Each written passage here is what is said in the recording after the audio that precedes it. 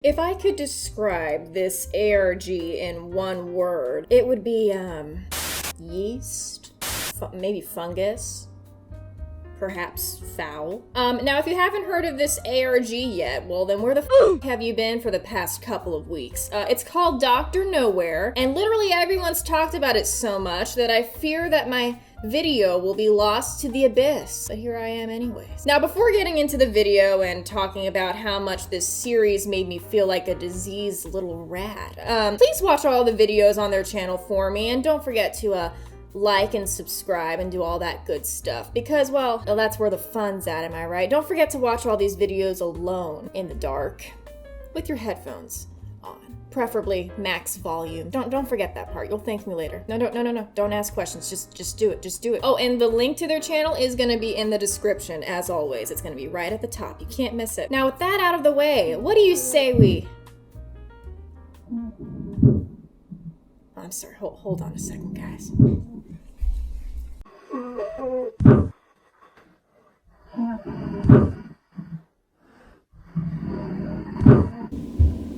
Hey, what the fuck, man? I'm trying to film here and shit. You're making all that fucking noise. Okay, no. Shut the fuck up.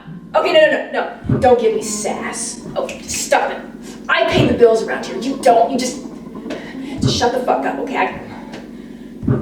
One more out of you, and I'm gonna do something, okay? You know what? This stops now, okay?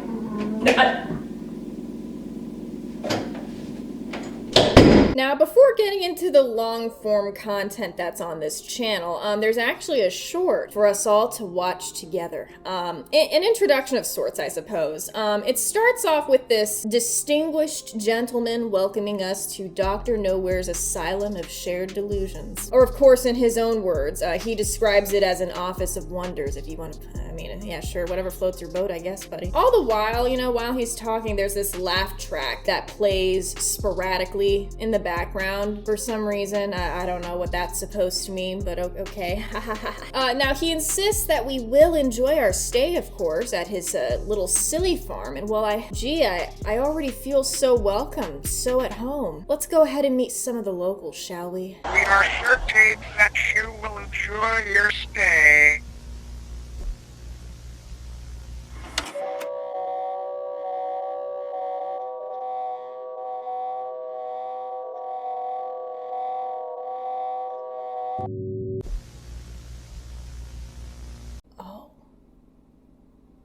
Oh, that's what it is. That's how it is. Moving on to the first official entry in the series, we're greeted with this, hi, Paul. Mind if I borrow a cup of sugar? The video is simply titled, Toe, Starving, Help. Now, if it wasn't for this comment from Corel _ I wouldn't have picked up on this neat little feature. If you pay close attention to the arm that's banging on the screen, you can see that it's not coming from the creature in the background. It looks like our old pal, Toe, already invited someone to the barbecue. Now, this third video appears to be some sort of advertisement targeting people who feel a sense of unease after turning off all the lights in their house. A sense of being watched, followed, if you will. Now, of course, it wouldn't be a soupy soup video if things didn't take a horrific turn.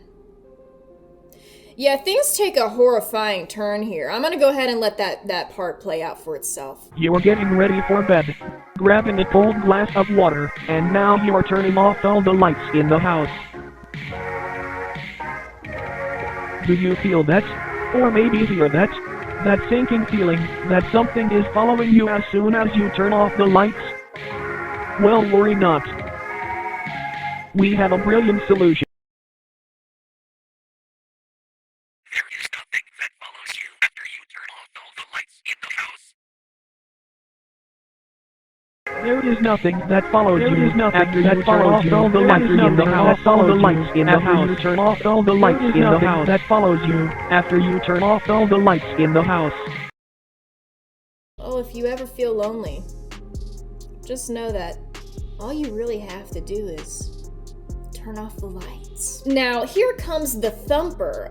The following video is filmed from the perspective of someone who seems to be looking at some creepy little fella on an old TV screen. Now, judging by the tone and the cameraman's voice, well, he sounds absolutely terrified. I mean, shoot, I would be too if I saw a video of me without any makeup on. It's terrifying if you're not already used to it. The cameraman says hello, and the creature seems to say hello a couple of times in response. When the cameraman asks, "What do you want?" the creature replies, "I am hungry." Now, the cameraman, who's practically pissing out of his ears at this point, politely asks the computer goblin to go away. But us computer goblins rarely take no for an answer. Well, let me tell you. We are persistent little creatures, after all. The creature starts to bang sporadically against the TV screen until he finally breaks through the glass. In the next scene, we can see that based on the camera placement, the cameraman seems to be hiding in a closet, but alas, he is spotted. The final frame shows the broken TV screen and the words, "The body appeared untouched." Now, this next video is all about making friends. If friends are mechanical creatures with knife hands and a humanoid face devoid of a mother's love. Yes, friends. In this video, we can see that it's being viewed on an old TV screen once again, similar to the one from the last video. It opens up to a painting and the phrase, "Time to rise and shine." Next, we're shown a clock. Good children are up bright and early. Good children play and pretend. Oh, wow, yeah. Oh, look at this amazing drawing. That looks like, what the fuck is that? That looks like, 2 baked potatoes and maybe a bowl of peas. Good children do not play with their food until it is all gone. Well, how else am I supposed to play with my food then? Asshole. That's not very fun. Now, at 39 seconds after static briefly flickers on the screen, we're shown an image of a familiar friend posing seductively for the camera. After this, we are told that good children make friends and are shown a beating heart suspended from the ceiling. Oh, I love watching Sesame Street. It's just like how I remember. Here we get a little segment that expands a bit on the much anticipated toe lore. It's a screen recording from a chat room site, and for some reason it's meant to be seen by government personnel only. The person recording opens a message from the user Dominic9999. They have a message from him that simply reads, "Hello."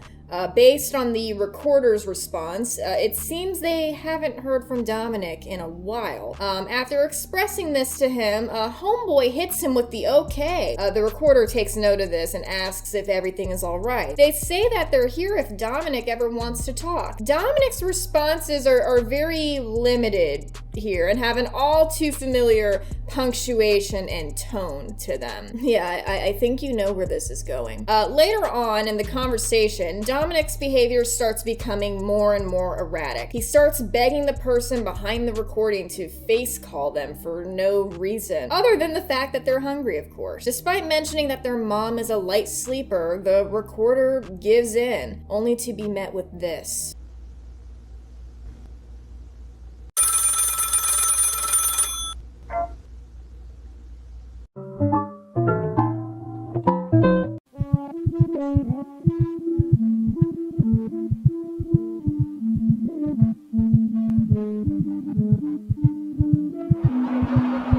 Damn, all of this is so sad, though. I wonder who had the heart to tell his mother.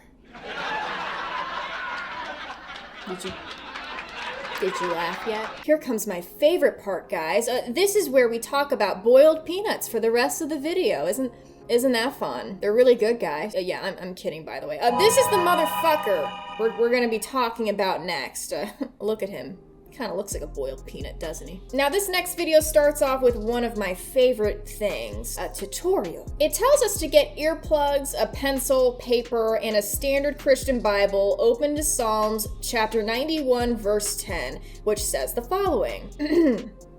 No harm will overtake you. No disaster will come near your tent. Campers everywhere were relieved after hearing that single phrase. If something begins speaking in tongues tangible to the naked ears, insert your earplugs and turn to your pencil and paper. I like how the dude in the drawing just has a single tear rolling down his cheek. Write the following down on the paper. I can see this paper. I can see my hand. I can't hear the screaming of thousands. I can't hear the feast. I am a moving, breathing human being on planet Earth. But uh-oh, did you catch that? Red text briefly flashes on the screen telling us the exact opposite. Well, now the instructions aren't clear.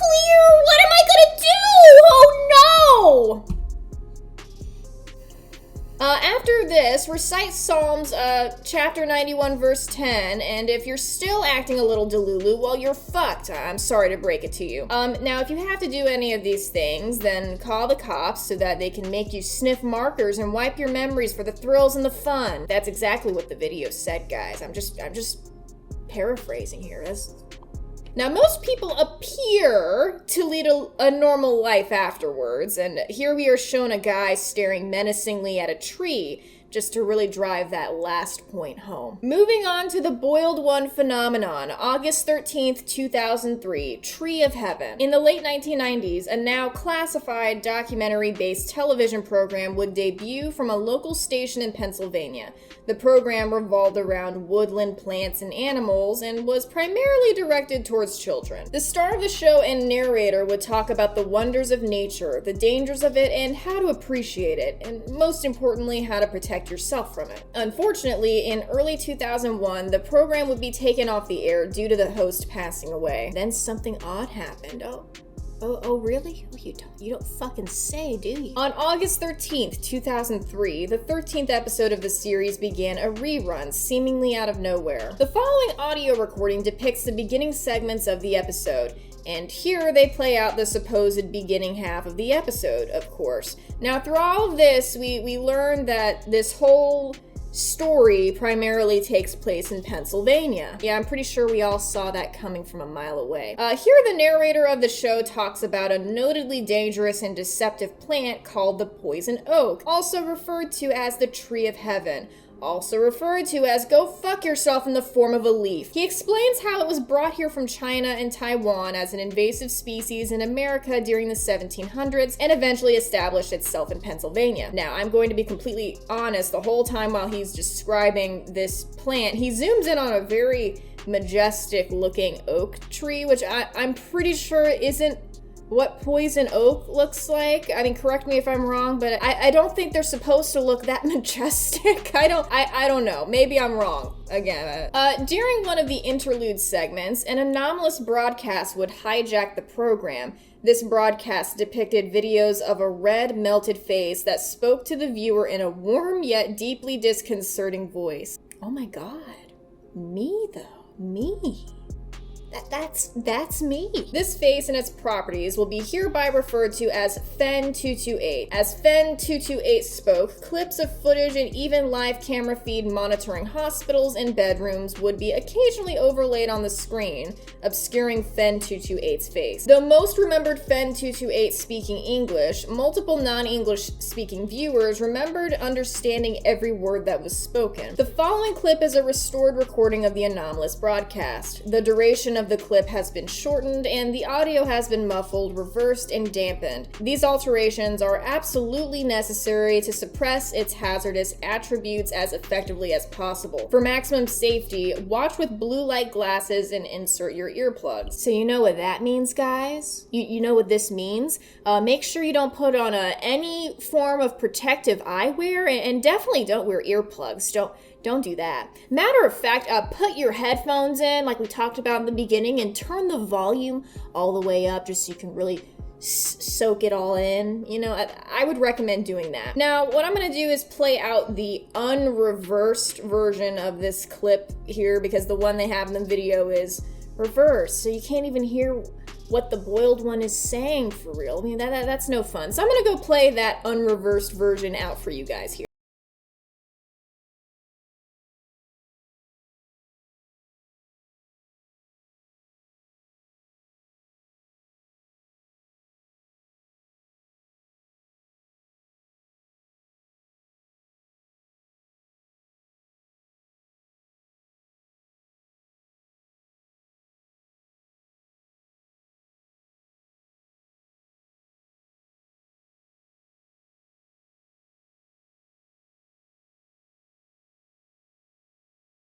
he's really standing on business, guys. I mean, no, picture this, guys. Picture this for a second, okay? But let's just say this motherfucker tells you to step outside because he wants all that smoke.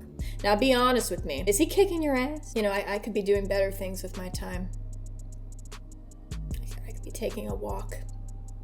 Maybe drinking some water. This broadcast will be hereby referred to as Broadcast 813 because it will take me exactly 813 years to wipe all these things from my brain. Broadcast 813 was viewed by roughly 530 residents throughout the southern Pennsylvania area, and upon viewing left many severely distraught. Aside from the discomfort and paranoia that Fen 228's television presence had brought to the viewers, there were other side effects that these viewers experienced that were highly unnatural. Many viewers reported not being able to keep the image of Fen 228's face out of their mind. Some even continued to hear its voice days after viewing. A victim who requested to remain anonymous claimed that the face was living in his brain and feeding on his spine.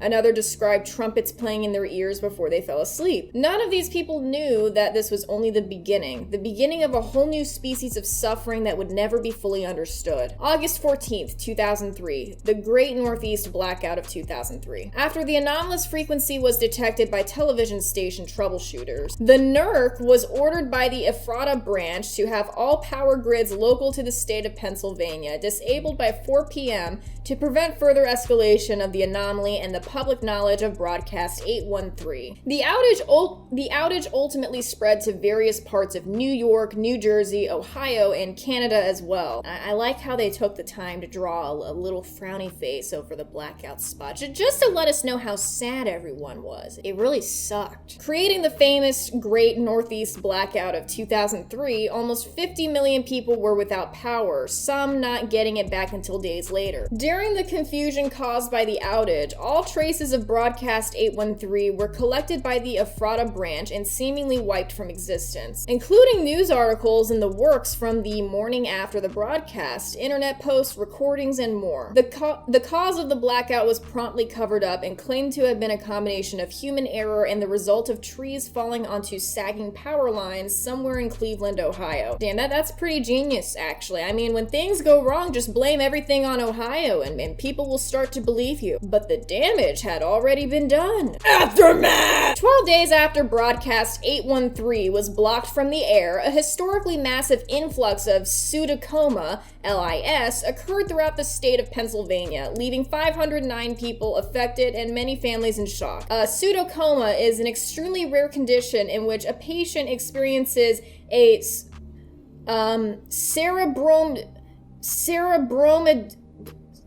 a disconnection, leaving them to be conscious but unable to move or communicate verbally due to complete paralysis of all voluntary muscles in the body, except for vertical eye movements and blinking. So essentially just think locked-in syndrome. That's basically what they're describing here. This anomalous outbreak of such a rare condition was regarded as a spectacle by the U.S. Department of Health and was put under governmental investigation immediately. One thing in common with all these cases is that patients had been at home watching TV the night the Broadcast 813 was aired. Now, I don't know if you guys caught it or not. I don't know if you guys were paying attention, but if you look very closely, you might notice that there, I don't know, but there seems to be some sort of little bug on the screen or something. I don't know. It's probably nothing, but they should definitely get that checked out. Probably get some raid or something. Call the bug guy. That's what I would do. Though the victims of this outbreak were unable to speak, they were able to communicate through Morse code by blinking. More than 60 victims were interviewed. Many of these interviews held unavailing results that often led to more questions, and many others held results that required archival or termination. However, fairly late into the investigation, the Ephrata branch was notified of a particularly odd case revolving around one Job Zamperini, an elderly victim of an anomalous pseudocoma outbreak. Job Zamperini specifically requested his alias to be used in future records instead of his real name, which will remain classified. Zamperini was a war vet and fluent in Morse code, putting him on the mark as a potential interviewee as soon as the outbreak was put under investigation. After a very odd photo was taken in his backyard by visiting his grandson, his family became deeply troubled and convinced his house was haunted. This led them to contact a local priest in hopes his house would be blessed. The following photo depicts depicts Fen228 standing next to the small playhouse in Zamperini's backyard. The photo itself has proved to be non-hazardous and safe to view, though still anomalous in nature. For a most comfortable viewing experience, wear blue light glasses or view from a distance of 3 feet or more. I like the implication here that as soon as you put on blue light glasses and step back 3 feet, this biblically accurate sausage can't hurt you anymore. I mean, that's it. He just can't do anything. And he's just like, shit. Greg put on those fucking glasses again, didn't he? Well, anyways, this is the picture. Doesn't he look like a tree to you? Like, isn't he kind of just a tree though? I don't know about you, but that's my ideal type of Christmas tree right there. Zamperini claimed something horrible and unholy was with him and would hurt him and possibly others if he described it in what it was telling him. The following is a recovered, previously archived recording in which Officer T. Gomez of the Ephrata branch interviews Job Zamperini. Now, this part of the video goes exactly as one might expect. Officer Gomez starts asking Zamperini some questions, and he answers by blinking in Morse code. Now, if you look very closely at the bottom part of the window here, you'll notice that our little friend also decided to join in on the conversation. To the first question, did you notice any onset symptoms before you lost complete mobility of your body? Zamperini answers, there was a face. Gomez then asks, when did you begin seeing this face? Zamperini replies, after I saw it on TV, it never left me. Gomez mentions how many other people expressed seeing the same thing, along with very frightening hallucinations after seeing the broadcast. He asks if this is something Zamperini's brain created. Zamperini replies, no, it is in the window. Gomez asks Zamperini to describe the face, to which he replies, horribly burnt, not of Lord Christ. Gomez, of course, says that he doesn't see the face and moves on to ask if Zamperini has had any other hallucinations. Zamperini says, I hear screaming of many voices. After Gomez asks if the screams are constant, Zamperini mentions that at night he hears trumpets before he falls asleep. But Lord Christ is with him. Now, if you look closely at the screen right at this moment, you'll notice some red Morse code briefly flashes on the screen, which translates to, nobody but me and you. Right as Gomez begins to thank Zamperini, his audio cuts, and we can see that the sign on the wall changes to, I can see you, and our little friend appears. Presumably for cuddles. Now, this next part of the video is a lovely ASMR session from our boiled friend. And go ahead and have a listen, guys. It's a real treat.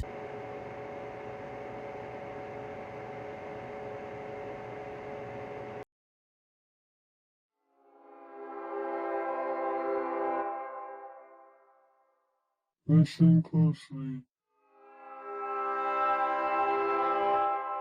Do you hear it?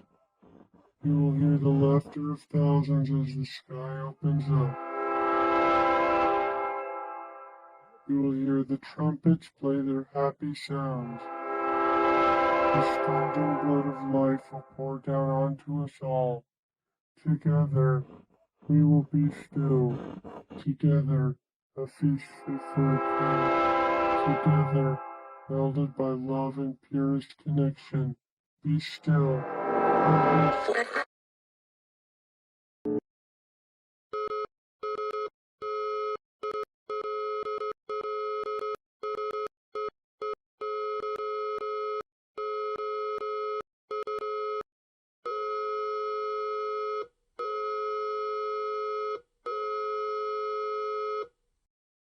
Okay, so where the fuck and how the fuck do I even begin with this one? Well, to keep things simple, let's try to focus on what we learned about the toe entity from the first few episodes.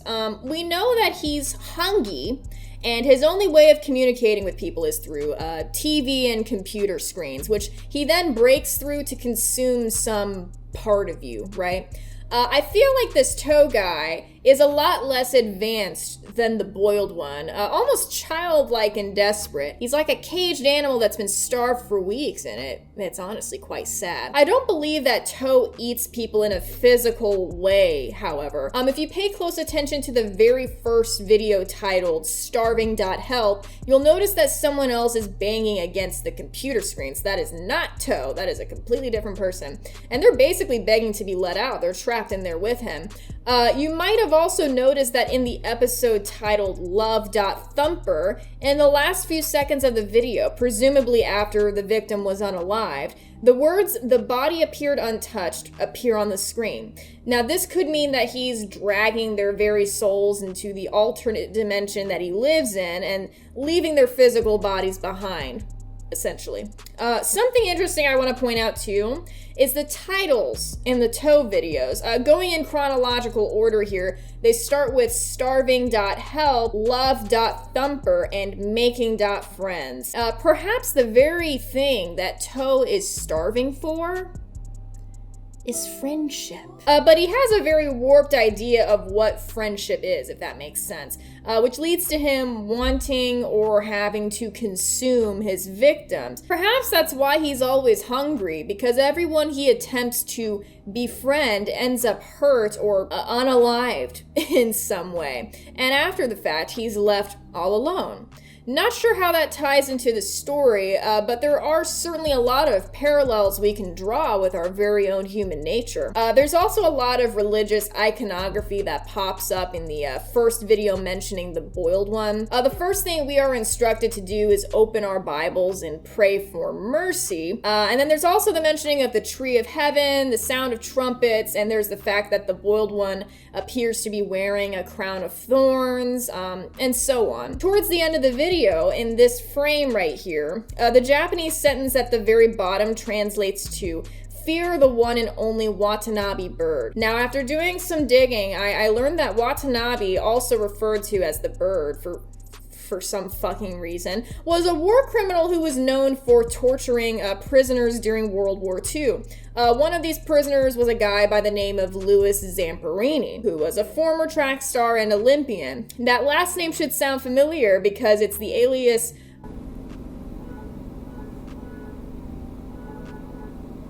I'm just waiting for that to stop. I don't know if you guys can hear it. I think the car is honking in Morse code, actually. I don't know what the fuck it's trying to say. Maybe it's trying to communicate for help. Maybe this is an ARG, guys. See, it stopped right as I said that. That's confirmation right there. Again, the last name of Zamperini should sound familiar because it's the same name as the guy in the Boiled One video who was being interviewed and he was blinking in Morse code. The old man, okay? That Zamperini, it's connected. It's all connected, guys. Keep up with me here. It's also noted that Watanabe supposedly tied an elderly prisoner to a tree for an unknown amount of days, which could be the reason why the boiled one resembles a tree. That might be a stretch on my part, but I do find it interesting. See, it honked when... Do you guys hear this? I'm not making this up. Can you shut up? Oh, now it's back talking. You see that? Now, do I personally believe that the boiled one is literally Watanabe and the old man is literally Zamperini? No, I don't. I think this is meant to be more symbolic in nature, and what it could represent could really be a number of things. My personal interpretation is that it could represent how mainstream religion is often weaponized in a way that does more harm than good, or in more plain terms, incites violence. It's also almost ironic how we are reminded to recite Psalms chapter 91 verse 10 and pray for God's protection, but this supposed holiness is almost refuted in a way by the boiled one, quite directly, if I may add. And he's also attempting to resemble a Christ-like figure, right? Just in his countenance and the way that he speaks, the crown of thorns, just everything. Even when Zamperini was explaining how God was still with him, the boiled one interjects by saying, "Nobody but me and you." Perhaps this is almost saying that the very thing we turn to for protection can be the very thing that hurts us and others if we manage to pervert it enough. This could easily be a criticism on how people will use religion in such a way that justifies their evil behavior. And the boiled one is forcing those people to face their sins. But that's my take on it anyway. Let me know what your thoughts are in the comments section below. And as always, don't forget to go support the creator of this series by watching their videos and subscribing to their channel. And as always, thanks for watching.